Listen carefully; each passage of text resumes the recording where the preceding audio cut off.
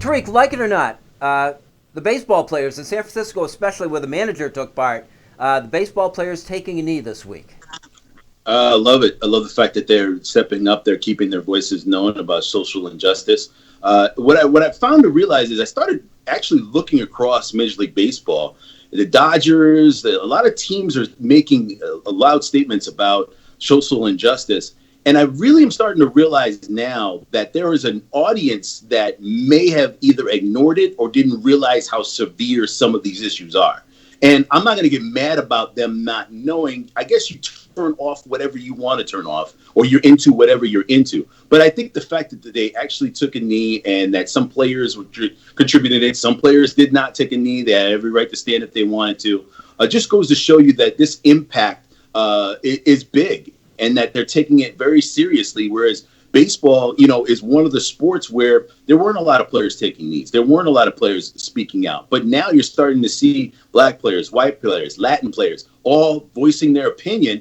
It's good to see. We'll see if it actually goes on when the games count. But, they're allowed to take a knee, and it's good to know that they are supporting social injustice and the fight to make everything right.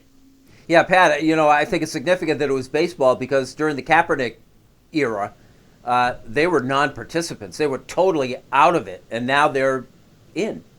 Well, yeah, during the Kaepernick era, there was a whole bunch of things you were still learning how to navigate as far as public protest and what they were doing and what the choice was. I found it interesting. It wasn't a bigger story based on how, the kneeling for the national anthem had gone earlier, right? It was covered and people talked about it, but it wasn't this ground swell week-changing story, and it makes me wonder, are we now at the point when the NFL season starts, and that inevitably happens again in the NFL, is this something where, all right, this is what happens now when either they get the attention for the causes they want to, or people just choose to ignore it without freaking out like what happened 3-4 years ago? Yeah. Tariq, is there a risk, Tariq, you think, of that becoming sort of passé, and you're going to have to find something new?